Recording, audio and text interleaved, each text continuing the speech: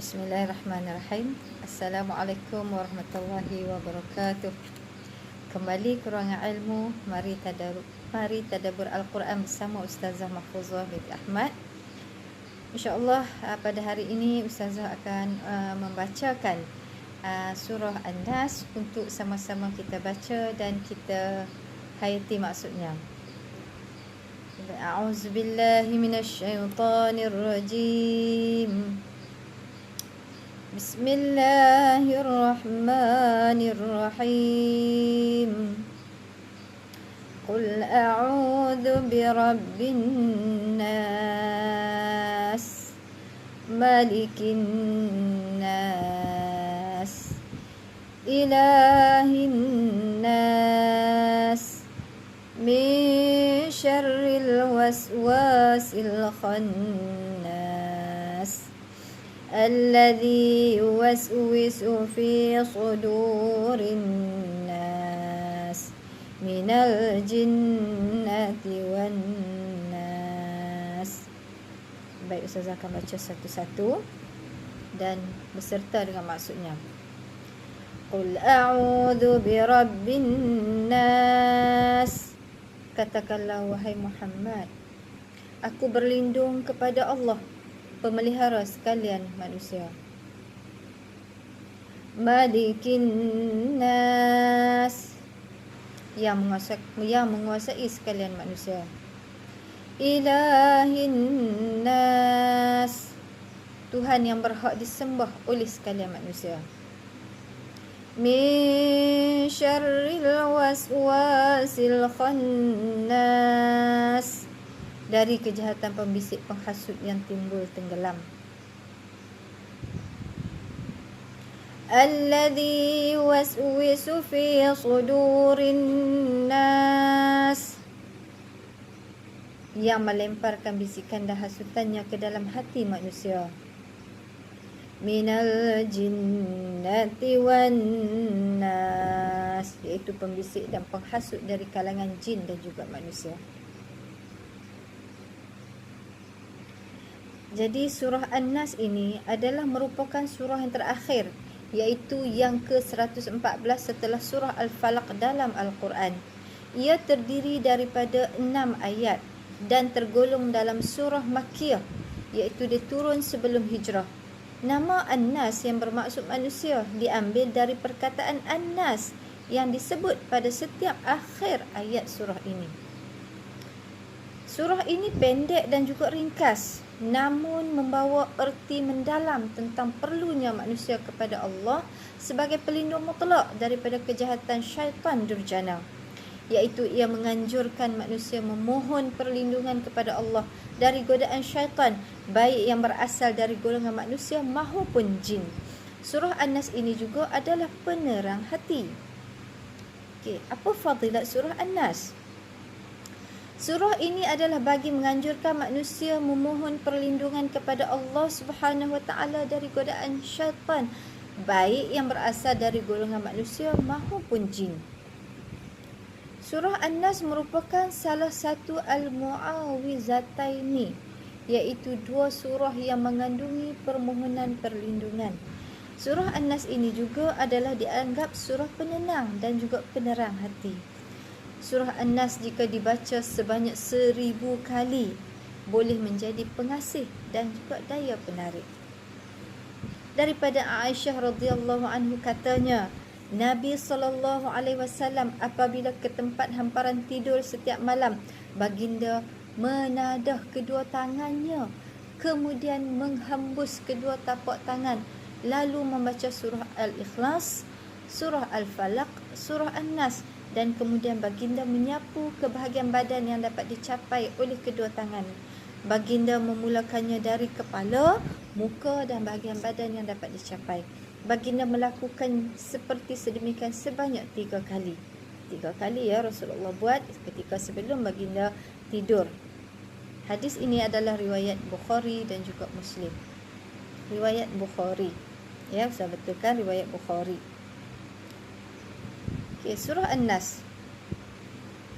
Surah An-Nas ini Ya, huraian dia Ustazah bagi penerangan yang lebih hari ini. Surah An-Nas ini mengandungi 3 sifat Allah Subhanahu Wa Taala.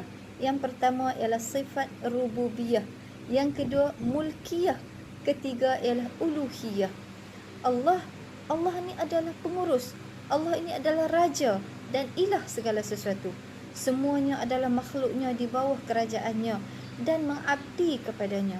Oleh kerana itu, maka Allah memerintahkan kepada sesiapa saja agar memperlindungkan diri kepada Allah SWT yang mempunyai 3 sifat agung tadi dari segala macam bisikan al-khannas, iaitu syaitan yang akan diwakilkan kepada manusia. Ya, hebat surah An-Nas ni, walaupun pendek tapi sangat tinggi nilainya. Ya, surah An-Nas ini yang pertama, surah An-Nas terdiri pada 6 ayat ni, dia terbahagi kepada 2 bahagian. Ya, 2 bahagian. Yang tadi ada 3 sifat Allah, yang ni 2 bahagian. Yang pertama terdiri daripada ayat 1 hingga 3. Yang ni ialah ayat ni nak memperkenalkan Allah SWT. Manakala bahagian kedua pula merupakan hakikat syaitan pada ayat 4 hingga 6. Ya.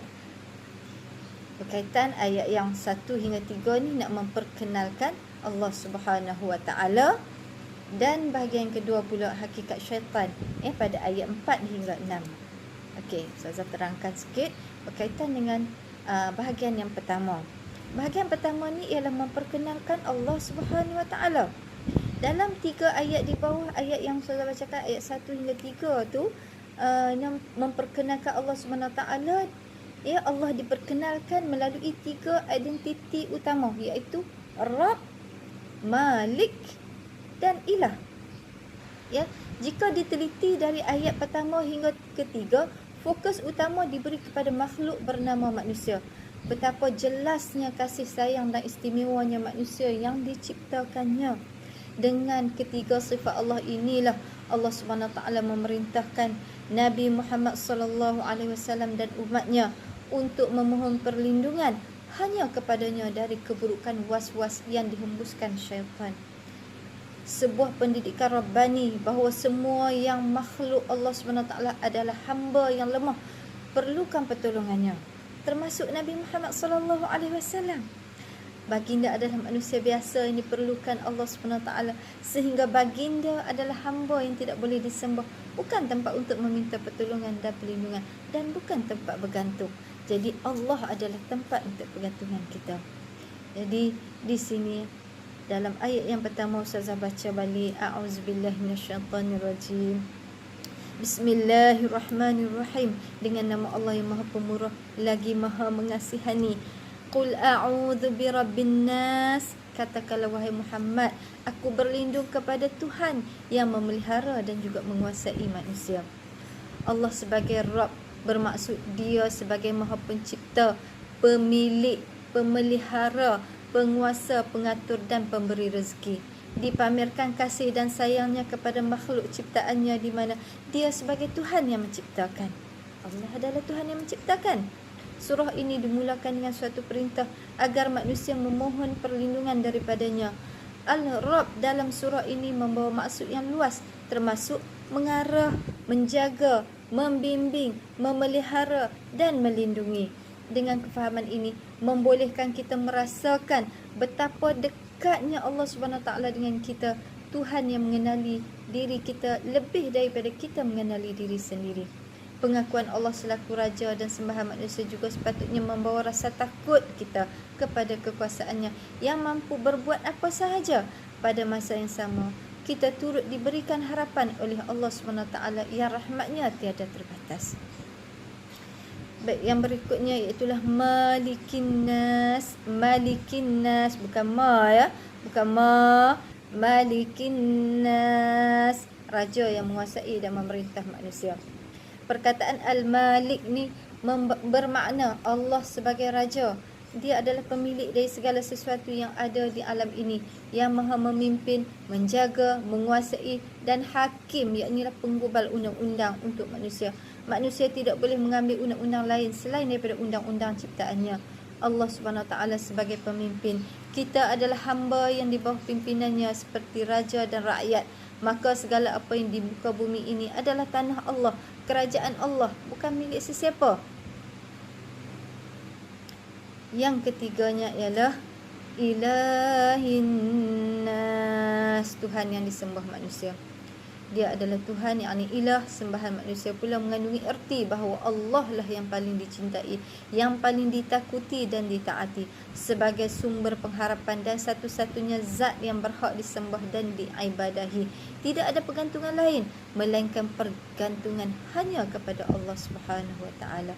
Firman Allah Subhanahu wa taala, ittakhadhu ahbarahum wa ruhbanahum arbaba min dunillah wal masih ibn maryam wa ma umiru illa liya'budu ilahan wahida la ilaha illahu subhanahu amma yusyrikun. Maksud daripada surah At-Taubah ayat 31, maksudnya, dan tidaklah mereka itu diperintahkan kecuali menyembah ilah yang esa, yang tiada ilah melainkan dia, maha suci Allah dari apa yang mereka sekutukan dengan dia. Ya, jadi Allah adalah ilah kita, ya, Tuhan yang maha esa, tempat Tuhan, tempat untuk kita sembah, ya, tempat kita bergantung. Ringkasnya, implikasi kalimah la ilaha illallah ialah seluruh hidup mestilah berterusan di dalam ubudiyah kepada Allah Subhanahu Wa Taala. Tiada sebarang pengabdian atau ketaatan yang berdiri sendiri, bahkan semua tindakan, perbuatan dan khidmat yang diberikan mestilah terpancar dan bersumber daripada ketundukan dan kepatuhan kepada Allah Subhanahu Wa Taala semata-mata. Itu yang pertama. Yang pertama, bahagian pertama berkaitan dengan Allah. Kita nak ayat surah ini memperkenalkan, ayat 1 hingga 3 ni memperkenalkan tentang Allah adalah sebagai Rabb kita, Tuhan kita, Al-Malik, ya, penguasa bagi kita. Itu yang pertama. Okey, seterusnya Ustazah nak bawakan kita semua kepada bahagian yang kedua. Bahagian yang kedua ni ialah berkaitan dengan syaitan, hakikat syaitan. Okey, apa dia hakikat syaitan di sini pula? Dalam hakikat syaitan ini, surah ini menceritakan hakikat syaitan. Syaitan ni adalah musuh kita yang lemah pada azalinya, namun jauh lebih kuat daripada hati-hati manusia yang tidak mengenal Tuhannya. Ya, dia akan lemah. Ya, dia akan lemah. Ya. Baik, syaitan tidak mampu berbuat kerosakan melainkan membisikkan kalimah-kalimah jahat serta melemparkan hasutan-hasutan pada hati manusia yang mudah alpa. Ya. Seterusnya, manusia sendiri yang terpengaruh lalu melakukan kerosakan di dunia dengan tangan mereka masing-masing. Syaitan ini juga mempunyai perangai si penakut. Dia hanya muncul dalam hati mereka yang tidak teguh imannya dan merasa lazat dengan perlakuan maksiat berterusan serta tidak yakin akan agungnya kekuasaan Allah, penguasa hari pengadilan. Ya, dia hanyalah pembisik. Ya. Contohnya itulah dalam surah dalam ayat yang keempat. Ayat yang keempat lah, min syarril waswasil khannas, iaitulah dari kejahatan, yakni syaitan pembisik yang biasa bersembunyi. Ya, syaitan ni adalah pembisik yang biasa bersembunyi. Makna al-waswas adalah bisikan, manakala al-khannas adalah yang betul-betul tersembunyi, samar dan juga mundur. Ya, yang okey, syaitan selalu membisikkan hasutan-hasutan yang menyesatkan manusia ketika manusia leka dan lalai dari berzikir kepada Allah Subhanahu Wa Taala. Firman Allah Subhanahu Wa Taala, a'udzubillahi minasyaitonirrajim, wa man ya'shu 'an dzikrir rahmani nuqayyid lahu syaitanan fahuwa lahu qarin. Maksudnya, sesiapa yang berpaling tidak mengendahkan pengajaran Tuhan yang Maha Pemurah, yakni Al-Quran, kami akan adakan baginya syaitan yang menghasut dan menyesatkannya, maka jadilah syaitan itu teman karibnya. Ini surah Zukhruf ayat 36. Ya. Adapun ketika seorang hamba berzikir kepada Allah Subhanahu Wa Taala, maka syaitan yang bersifat khannas, iaitu yang mundur dari perbuatan menyesatkan manusia, dia akan hilang, ya, dia akan lari. Sebagaimana firman Allah Subhanahu Wa Taala, a'udzubillahi minasyaitonirrajim, innahu laysa lahu sultanun 'alal ladzina amanu wa 'ala rabbihim yatawakkalun. Okey, maksudnya sesungguhnya syaitan itu tidak mempunyai ke atas orang-orang yang beriman dan bertawakal kepada Allah, yakni Rabbnya. Surah An-Nahl ayat 99. Yang kelima, alladhi yuwaswisu fi sudurin nas, yang membisik kejahatan ke dalam dada manusia. Syaitan selalu berupaya menghembuskan bisikan dan perasaan was-was kepada manusia. Mereka menghiasi kebatilan sedemikian indah dan menarik serta mengubah kebenaran dengan segala yang buruk sehingga seakan-akan yang batil itu nampak benar dan yang benar itu nampak batil. Perangai syaitan ini telah mula sejak dari zaman Nabi Adam dan isterinya Hawa lagi, sebagaimana dalam firman-Nya. A'udzubillahi minasyaitonirrajim. فوسوس لهما الشيطان ليبدي لهما ما وري عنهما من سوآتهما وقال ما نهاكما ربكما عن هذه الشجرة إلا أن تكونا ملكين أو تكونا من الخالدين. Maksudnya, maka syaitan membisikkan fikiran jahat kepada keduanya untuk menampakkan kepada keduanya apa yang tertutup dari mereka, iaitu auratnya yang sekian lama tertutup dari pandangan mereka. Dan syaitan berkata, Tuhanmu tidak melarang untuk mendekati pokok ini, melainkan supaya kamu berdua tidak menjadi malaikat atau tidak menjadi orang-orang yang kekal selama-lamanya di dalam Al-Jannah ataupun syurga. Surah Al-A'raf ayat 20. Begitu juga kisah ketika Rasulullah SAW sedang beriktikaf. Syafiyah bintu Huyai, salah seorang isteri baginda SAW, mengunjunginya pada malam hari. Setelah berbincang beberapa ketika, maka Rasulullah SAW menghantarkannya pulang ke kediamannya. Namun perjalanan kedua-duanya dilihat oleh dua orang Al-Ansar. Kemudian syaitan menghembuskan ke dalam hati kedua-duanya perasaan was-was, yakni curiga. Rasulullah SAW melihat gelagat yang kurang baik dari kedua-duanya. Oleh kerana itu, Rasulullah SAW mengejarnya seraya bersabda, sabda Rasulullah SAW yang bermaksud, tenanglah kamu berdua, dia adalah Syafiyah bintu Huyai. Mereka berdua berkata, Maha suci Allah, wahai Rasulullah. Maka Rasulullah bersabda, sesungguhnya syaitan mengalir di tubuh Bani Adam sesuai dengan aliran darah, dan aku pula bimbang dihembuskan kepada kamu sesuatu atau keburukan. Hadis riwayat Muslim nombor 2175. Demikianlah watak syaitan selalu menghembuskan bisikan-bisikan jahat ke dalam hati manusia. Apalagi Allah SWT dengan segala hikmahnya telah mencipta pendamping dari kalangan jin bagi setiap manusia. Bahkan Rasulullah SAW juga ada pendampingnya. Dari Abdullah bin Mas'ud radhiyallahu anhu, kata Rasulullah SAW, Ma minkum min ahadin illa qad wa kullu bihi qarinahu minal jinni. Qalu wa iyyaka ya Rasulullah, qala wa iyyaya illa anna Allah a'anani alaihi fa aslim fala ya'muruni illa bi khair. Tiada seorang pun di antara kamu kecuali diberikan seorang qarin, yakni pendamping dari kalangan jin. Para sahabat bertanya, termasuk tuan juga ke ya Rasulullah? Jawab baginda, ya, aku juga. Tetapi Allah telah melindungiku dari godaannya sehingga akhirnya dia masuk Islam, yakni menyerah. Maka itu dia tidak pernah menyuruhku melainkan kepada kebaikan. Hadis riwayat Muslim 2814. Ya, hadis riwayat Muslim. Ayat yang ke-6. Minal jinnati wan nas, iaitu dari golongan jin dan juga manusia. Seterusnya Allah mengingatkan kita bahawa yang melakukan bisikan ke dalam dada manusia tidak hanya dari golongan jin, bahkan di kalangan manusia pun boleh berperanan sebagai syaitan. Iaitu manusia yang zalim pada manusia lain, pengumpat dan pemfitnah yang tak pernah kenyang memamah daging saudara sendiri, serta mereka yang tenggelam dalam nafsu serana. Keldai Nabi SAW telah terjatuh, lalu mengatakan, celakalah syaitan. Lalu Nabi bersabda, janganlah kamu katakan celakalah syaitan, sebab jika kamu mengatakannya, maka syaitan akan menjadi semakin besar tubuhnya dan mengatakan, dengan kekuatanku, aku akan mengalahkannya. Namun apabila kamu mengatakan bismillah, maka dia akan mengecil sehingga menjadi sekecil lalat. Hadis riwayat Ahmad. Hal ini juga dipertegaskan Allah SWT dalam firman-Nya, a'udzubillahi minasyaitonirrajim.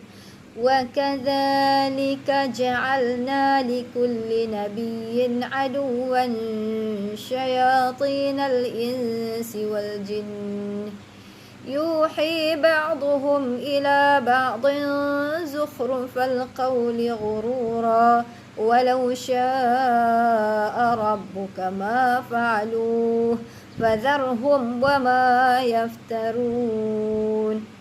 Maksudnya, dan demikianlah kami jadikan bagi tiap-tiap nabi itu musuh dari jenis syaitan-syaitan manusia dan jin. Sebahagian mereka membisikkan kepada sebahagian yang lain perkataan-perkataan yang indah untuk menipu manusia, dan jika Tuhanmu menghendaki, tentulah mereka tidak melakukannya. Oleh itu, biarkanlah mereka dan apa yang mereka ada-adakan dari perbuatan yang kufur dan dusta itu. Surah Al-An'am ayat 112. Ya, firman Allah SWT yang berikutnya, alladzina amanu yuqatiluna fi sabilillah walladzina kafaru yuqatiluna fi sabilit taghuti faqatilu awliya asy-syaitan inna kayda asy-syaitani kana dha'ifa. Maksudnya, orang-orang yang beriman berperang di jalan Allah dan orang-orang kafir pula berperang pada jalan taghut syaitan. Oleh sebab itu, perangilah pengikut-pengikut syaitan itu. Sesungguhnya tipu daya syaitan itu adalah lemah. Surah An-Nisa ayat 76. Ya. Ayat di atas menerangkan bahawa syaitan yang dimaksudkan dalam ayat ini ialah dari jenis jin, kerana Allah SWT menyebutkan kalimah taghut. Berdasarkan ayat tersebut ditunjukkan bahawa tipu daya syaitan dari jenis jin tidaklah terlalu kuat berbanding tipu daya yang dilakukan oleh syaitan jenis manusia. Ya, syaitan daripada manusia, ya. Jadi salah satu jalan keluar dari bisikan dan godaan syaitan, baik dari kalangan jin dan juga manusia. Jadi sebagaimana firman Allah Subhanahu Wa Taala, a'udzubillahi minasyaitonirrajim. Wa imma yanzaghannaka minasyaitani nazghun fasta'iz billah innahu huwas sami'ul alim. Maksudnya, dan jika syaitan mengganggumu dengan sesuatu hasutan, maka mohonlah perlindungan kepada Allah. Sesungguhnya dialah yang maha mendengar lagi maha mengetahui. Surah Al-Fussilat ayat 36. Jadi maka sudah sepatutnya bagi kita selalu memohon pertolongan dan perlindungan hanya kepada Allah Subhanahu Wa Taala semata-mata, mengakui bahawa sesungguhnya seluruh makhluk berada di bawah tata cara dan kuasanya. Semua kejadian ini terjadi atas kehendaknya, dan tiada yang boleh memberikan pertolongan dan menolak mudarat kecuali atas kehendaknya pula. Semoga Allah SWT menjadikan kita sebagai hamba-hambanya yang sentiasa meminta pertolongan, perlindungan dan mengikhlaskan seluruh ibadah kita hanya kepada Allah SWT Rabbul Alamin. Sekian untuk hari ini. Wallahu a'lam bissawab. Yang mana baik daripada Allah, yang mana lemah daripada saya sendiri. Sharekanlah channel ruangan saya ini. Terima kasih.